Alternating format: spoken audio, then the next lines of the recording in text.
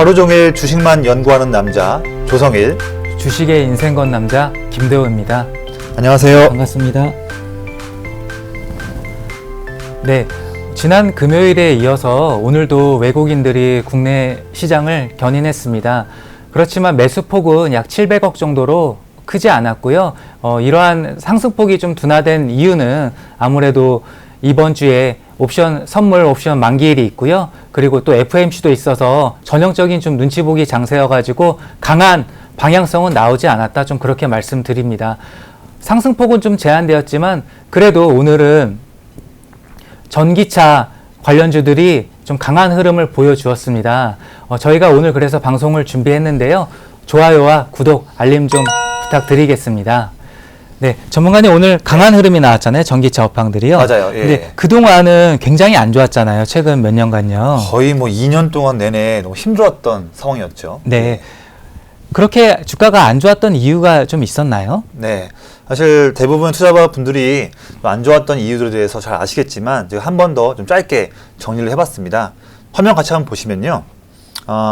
이제 2017년 초에 네. 중국 사드 보복 때문에 한국과 중국의 그런 상황이 좋지 않게 되면서 노골적으로 중국 정부가 이제 중국산 배터리 기업들, 자국 기업들에게만 보조금을 지급해줘서 그렇죠. 성장할 수 있는 기회를 열어줬고, 삼성과 LG와 SK 쪽에서 나오고 있는 배터리를 채용한 그런 전기차 기업들에게는 보조금을 지급해주지 않는 이런 게 거의 2년 8개월째 이어졌던 그런 흐름이었습니다. 그러다 보니까 사실 전기차 세계 시장 중에서 중국이 세계 1위거든요. 예. 근데 그 시장에서 국내 배터리 기업들이 활동하지 못하는 그런 흐름이었었습니다. 예. 그러다 보니까 내내 진출했던 공장에서 이제 감가상각비는 계속 늘어나게 되고, 만들었다 하더라도 중국에서 만들었음에도 불구하고 예. 중국에 팔아봤자 매출을 내지 못하고 있는 그런 흐름이 내내 이어졌던 흐름이었죠. 그래서 화면 한번 보시면 우리나라 국내 3사 기업들이 배터리가 실적이 그런 성능이 네. 매우 뛰어남에도 불구하고 전 세계 점유율을 보면 올해 9월 달에 글로벌 전기차 배터리 사용량 표인데요. 1위가 테슬라 쪽 같이 일을 하고 있는 파나소닉이 37%, 네. 그다음에 2위 중국의 CATL이 22%, 그다음에 우리나라는 LG화학이 10%로 3위, 삼성 SDI가 6위, 그리고 SK이노베이션이 10위를 차지하고 있는데, 사실 여기 표에 나와 있는 모든 기업들을 본다 하더라도 전 세계에서 정말 출력이든 여러 가지 다양한 그런 성능 봤을 때 국내 기업 3사 배터리가 가장 뛰어나다는 그런 내용들이 많이 있거든요. 예. 그럼에도 아직까지는 글로벌 전기차 배터리에서 점유율은 조금 낮은 상황입니다. 네.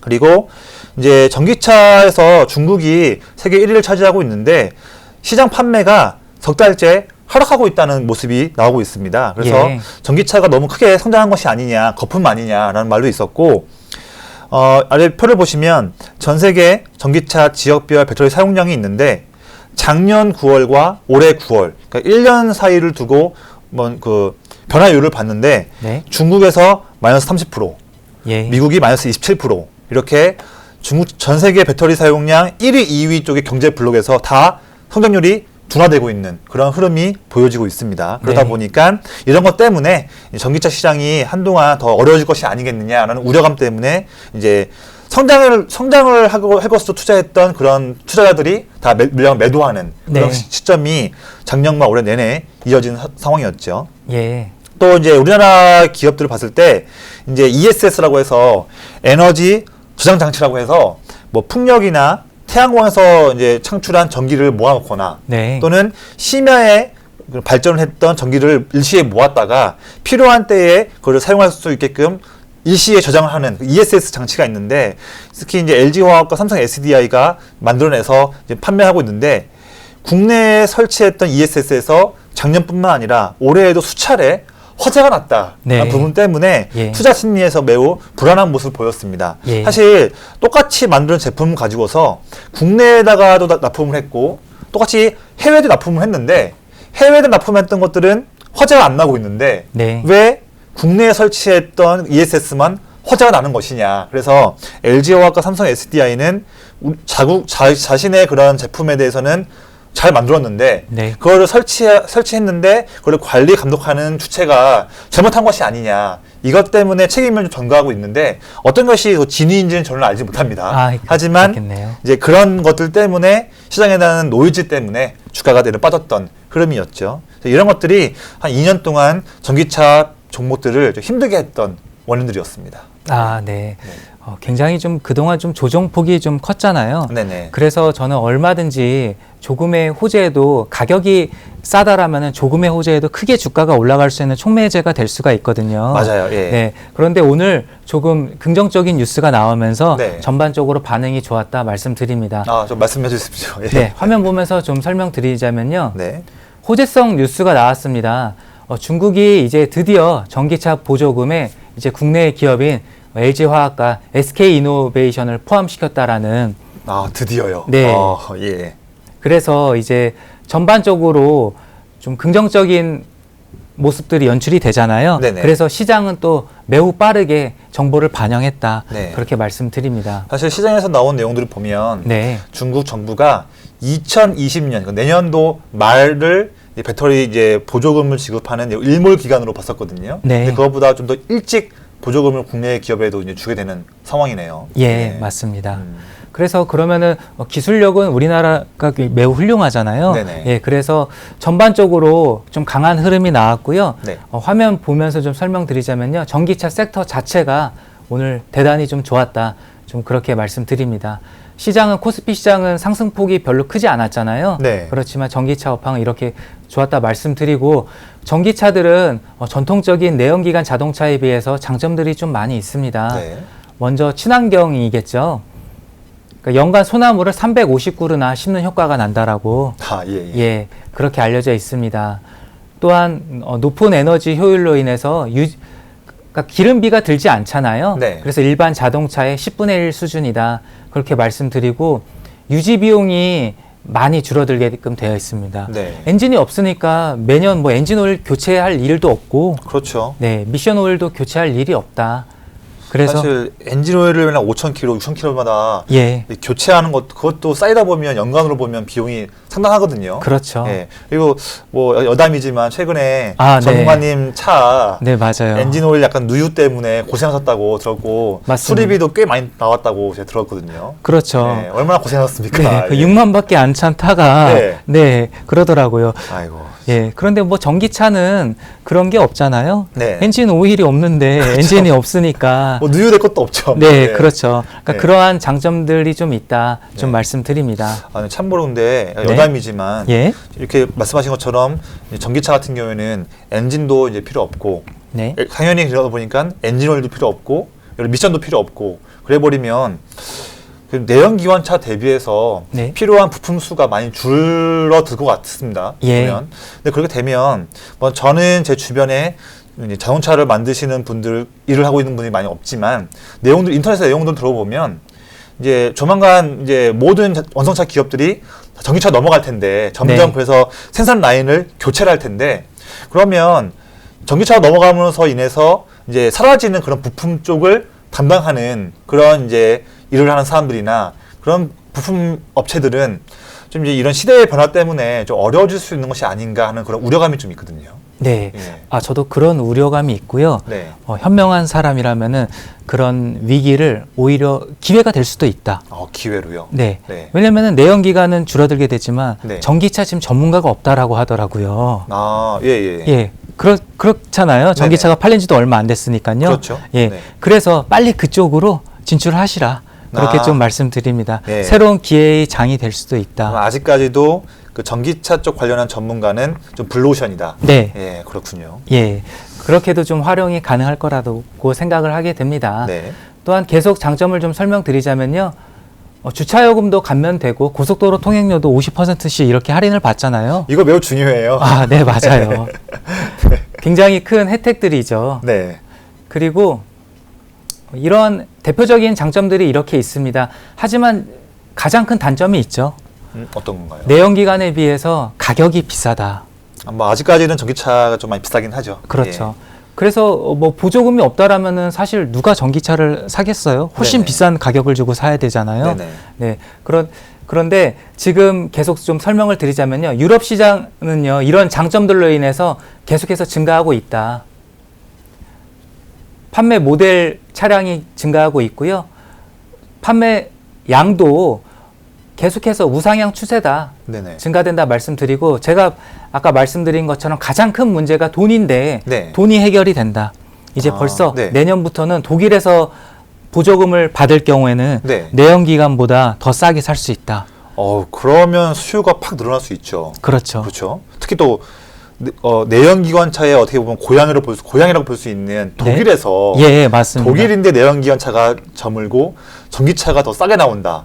이런 거는 되게 큰 혁명 아닙니까? 그렇죠. 예. 그러니까 저는 좀 시대의 좀 흐름이다. 네. 그렇게 그러니까 성장하는 산업이다. 전기차, 수소차는 네. 그렇게 될 거다 좀 말씀드립니다. 또 내용들 보면 이제 특히 유럽에서 보면 네. 파리 기후 협약처럼 이렇게 환경 보호를 하자는 그런 이제 인식들이 다른 경제 블록보다는 유럽에서 좀 더 시민들의 인식이 더 높은 것 같습니다. 그렇죠. 그러다 보니까 뭐 CO2 규제를 위해서 화면에 네. 나와 있지만 그래서 이산화탄소를 규제하자 배출을 그런 움직임들이 유럽의 완성차 기업들에게도 인식이 되면서 기존에 했던 그런 목표치보다도 더 빨리 전기차를 만드는 그런 생산하는 그런 양을 늘리는 것으로 좀 내용을 좀 보고 있거든요. 예. 그러면 유럽에서도 성장성이 커질 텐데 이미 국내 3사 배터리 기업들이 이미 유럽에서 헝가리든 폴란드든 진출해서 열심히 생산을 하고 현지 기업들과 판매를 잘 긴밀하게 하고 있는데 이렇게 유럽 시장이 더 빠르게 성장하면 국내 3사 배터리 기업들도 더 매출도 늘어날 수 있는 그런 호재를 볼 수 있을 것 같아요. 네, 맞습니다. 네. 이렇게 좋은 기회가 오고 있고요. 네. 그렇다면 지금 이 시점에서 네. 좋은 종목이 있다라면은 네. 좀 한 종목 좀 추천 좀 부탁드리겠습니다. 알겠습니다. 네. 사실 전기차 종목들이 시장에서 되게 한 10개, 20 정도 종목들이 좀 많이 있죠. 이 종목들도 있는데 저 같은 경우에는 매매를 할 때 당연히 단기적인 수급과 차트도 물론 중요하겠지만 이 기업이 내년도에 매출과 영업이익이 얼만큼 더 증가할 수 있는지 또는 꺾이는지 이런 거에 대한 방향성과 그 폭도 저는 매우 중요하게 보고 있습니다. 그래서 제가 오늘 방송하기 전에 주요 전기차 기업들을 다 체크해서 내년도 실적 전망치를 봤는데요. 네. 그중에서 제가 오늘 가장 좋은 종목 중에 하나를 소개해 드리겠습니다. 종목은 화면에 나온 것처럼 에코프로라는 종목입니다. 네. 이 종목들은 워낙 유명한 종목이니까 다 아시는 종목인데요. 네. 전기차 2차 전지에서 양극재를 만들고 있는 대표적인 기업인 에코프로 BM이라는 회사를 자회사로 두고 있는 기업입니다. 네. 에코프로는 지주회사죠. 예. 네, 에코프로의 총 매출 중에서 에코프로 BM이 차지하고 있는 매출이 약 91%. 네. 거의 모든 이제 매출은 에코프로 BM에서 나온다고 볼 수 있을 것 같습니다. 네. 있는데 현재 지금 에코프로는 에코프로 BM의 지분율의 약 54%를 가지고 있고요. 한 절반 좀 넘게 가지고 있죠. 네. 보면 화면에 나오신 것처럼 뭐 이제 되게 지주회사는 이제 자회사의 지분을 갖고 있을 때 이 예. 자회사가 커나가는 거에 따라서 이 지주회사도 지분법 이익을 받고서 평가받는 방법이 있지 않습니까? 그런데 대부분은 그 일반적인 뭐 규칙이 있는 것은 아니지만 네. 일반적으로 시장에 통용되는 그런 할인율을 봤을 때 한 20-30% 할인율을 받습니다. 즉, 이 지분을 가지고 있는 지분 양에 대비해서 가치를 평가할 때 되게 예를 들어 이 지분 가치가 예를 들면 100이다 네. 한다면 이 100에 대한 지분 가치가 지주회사 가져갈 때는 약 한 80에서 한 70 정도밖에 평가를 못 받는 게 좀 있어요. 예. 그런데 현재 에코프로의 시가총액을 봤을 때 자회사인 에코프로 BM의 흐름을 보면 현재 약 80% 수준으로 평가받고 있습니다. 네. 그러면 현재 이 에코프로는 가지고 있는 에코프로 BM의 지분 가치를 잘 받고 있다 볼 수 있을 것 같습니다. 네. 그래서 이런 부분에 대해서는 큰 괴리감은 없는 걸로 볼 수 있을 것 같고요.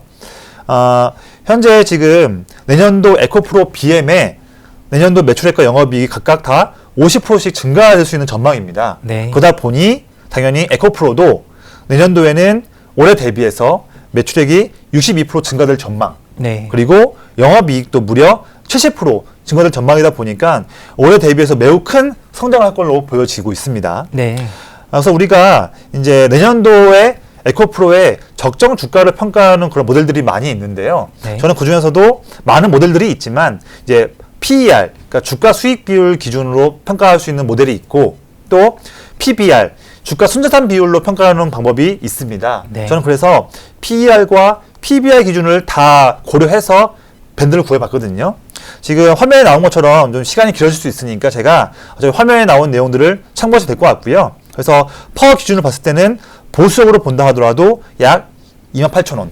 예. 그리고 PBR 기준으로 본다 하더라도 보수적으로 봤을 때 올해만큼만 본다 하더라도 약 25,000원 한다면 정말 보수적인 내년도 적정 주가 레인지는 약 25,000원에서 28,000원을 볼 수 있을 것 같은데 뭐 최근에 10월 22일 날 나왔던 삼성증권에서 레포트도 내년 목표 주가를 3만 원으로 보고 있습니다. 그래서 저는 내년도 이익이 매우 크게 증가하는 기업이지만 네. 그런 것들 다 제거하고 정말 그냥 보수적으로 본다 하더라도 25,000원, 28,000원 본다 한다면 지금 이 차트가 에코프로의 오늘 일봉 차트입니다. 예. 지금 내내 하락하면서 어려운 흐름이 보였는데 8월 달부터 해서 지금까지 한 4개월 동안 18,000원, 19,000원, 2만 원에서 횡보하고 있는 그런 흐름이고요. 예. 이 조금씩 이제 외국인 순매수 들어오면서 이제 바닥을 다지려고 하는 반등하려고 하는 모습을 보이고 있습니다. 그리고 마지막으로 주봉을 본다 하더라도 2018년 1월 달에 4만 원 주가에서 지금 거의 반토막 나는 상황이거든요. 그렇죠. 너무 어려운 상황인데 이렇게 차트 보시면 사실 실적 봤을 때 2016년, 17년, 18년, 19년 최근 4년도 실적보다도 훨씬 더 큰 성장을 할 수 있을 걸로 보여지거든요. 내년도에요. 예. 그렇기 때문에 이런 성장할 수 있는 매출과 영업이익을 본다 한다면 다시 한번 주가는 제가 예측했던 보수적인 그런 레인지뿐만 아니라 더 3만 원 이상으로 증가할 수도 있는 그러한 모멘텀이 분명히 에코프로는 가지고 있다 예. 볼 수 있을 것 같습니다. 그래서 뭐 단기 투자도 좋겠지만 네. 저는 좀 중장기 투자를 표방해서 2만 원이나 또는 뭐 18,000원, 19,000원 정도 이 정도 레인지에서 좀 분할 매수로 모아가신다 한다면 내년도 1분기 또 내년도 2분기까지 본다 하더라도 좀 매우 웃음 지어지는 수익을 낼 수 있지 않을까 생각이 되네요. 네. 전문가님도 종목이 하나가 있을 걸로 보여지는데 네. 자신 있어 하시는 종목 한 가지 말씀해 주시면 좋을 것 같습니다. 네. 저는 꼭 전기차에만 국한되는 종목이 아니라요. 네네. 그러니까 수소차에도 걸릴 수가 있다. 테마를 두 개 가지고 있다. 완성차를 가지고 왔습니다. 그런가요? 네. 국내 대표적인 자동차죠. 그러니까 현대차를 가지고 왔는데요. 네. 현대차의 전기차 판매량도 증가했고요. 올해 큰 폭으로 증가했고요. 그동안 몇 년 동안 계속해서 자동차가 너무 안 좋았잖아요. 그렇죠. 예. 정말 이제 작년 같은 경우 이제 자동차 업황 이제 쳐다도 보지 말라 그런 얘기들이 시장에 가득했는데 올해 기아차 상승률 얼마나 좋았어요. 매우 강했죠. 예, 올해 가장 큰 상승률을 보여줬던 섹터 중에 하나잖아요. 맞아요. 예. 네, 현대차도 그렇고요. 근데 현대차는 아직은 덜 상승했다. 기업 가치 대비 매우 저평가되어 있다 말씀드립니다. 12앰퍼가 8배 정도로 수익 비율이 매우 뛰어나고요. 지금 청산가치의 반 가격에 거래되고 있다. 네. 이런데 무슨 걱정을 하겠습니까? 네. 네네. 그리고 배당 수익률도 3.3%잖아요. 네. 이렇게 시가총액이 큰 기업이 대형주가 배당 수익률 3% 수준이면 거의 뭐 통신주 수준만큼 매우 크게 배당을 주는 거지 않습니까? 그렇죠. 예. 경기 방어주가 아닌 경기 민감주에서 이 정도의 배당을 주는 회사는 거의 없다. 그렇죠. 그만큼 뭐 자신감이 있다라는 뜻이겠죠. 회사에 네네. 쌓아놓은 돈도 많을 거고요. 네네. 네. 보시면은요, 이익이 계속 증가하고 있다. 그렇게 좀 말씀드립니다. 그리고 계속해서 점차적으로 증가할 수 있다. 최근 몇 년간 너무나 좋지 않았기 때문에 그랬기 때문에 오히려 상승 가능성은 더욱 좀 크다. 그렇게 말씀드립니다. 네. 여러 가지가 있겠지만요. 신차 효과들이 있잖아요. 네네. 펠리세이드가 지금 구매를 하더라도 8개월이나 기다려야 된다고. 네, 8개월이요? 인기가 네. 대단합니다. 네. 또한 그랜저도 새롭게 나왔잖아요. 그렇죠. 예, 잘 팔리고 있죠. 그리고 이제 또 신차가 또 나오잖아요. 이거는 제네시스, GV80인가요? 예, GV80입니다. 예, 펠리세이드는 단가를 좀 낮춰가지고 양은 많이 팔리지만 수익성은 좀 떨어진다라고 하던데 네네. 지금 이제 GV80은 이제 비싸게 나와서 수익도 좋아질 거다. 아무래도 제네시스가 이제 프리미엄 쪽 표방하는 브랜드니까 네. 마진은 좀 많이 남길 수 있겠네요. 네, 맞습니다. 그래서 지금 재무제표상 너무나 저평가되어 있다 말씀드립니다. 네. 또 우리가 주식 가치를 평가할 때 계량적인 평가 말고 정성적인 평가를 해야 되잖아요. 네네. 사람을 본다라면 그 사람의 스펙이 아니라 그 사람의 성격을 봐야겠죠. 그렇죠. 근데 현대차는 성격이 별로 좋지 않았습니다. 예. 네, 현대차 하면은 네. 막 계속해서 막 노조가 생각나잖아요. 그렇죠. 예, 강성 노조가. 우리나라 가치투자협회장인 신진호 씨가 이 말에 의하면요. 네. 보이지 않는 재무제표에 보이지 않는 부채가 존재한다. 강성노조가 있다라면은 네네. 그렇다. 회사를 끊임없이 괴롭히잖아요. 그렇죠. 예. 네. 그런데 이번에 그런 호재도 있습니다. 지금 6년 만에 지금 이제 강성노조 끝나고 이제 중도 실리파가 이제 잡았다. 아, 노조위원장이요. 다행이네요. 네. 그래서 이제 쓸데없이 파혼 안 하겠다. 예, 이분이 그런 말씀도 하셨습니다. 그런가요? 예. 네, 그래서 전반적으로 여러 가지 좋아질 모멘텀들이 있다. 네네. 저는 그래서 현대차 종목으로 좀 가지고 왔습니다. 그렇군요. 네. 현대차 저도 한번 주목해봐야겠습니다. 네. 저희가 오늘 이렇게 해서 전기차 업종에 대해서 오랫동안 힘들었지만 드디어 이제 큰 의미 있는 반등을 보여줄 수 있는 시그널들이 나왔기 때문에 오늘 영상을 촬영하는데요. 오늘 내용 보시고서 내용이 좋다고 생각하시면 저희 채널 구독 눌러주시고 좋아요도 눌러주시고요. 알림도 눌러주시면 감사하겠습니다. 저희는 또 좋은 내용들 열심히 스터디해서 내용을 잘 정리해서 또 말씀드릴 수 있도록 하겠습니다. 감사합니다. 네, 감사합니다.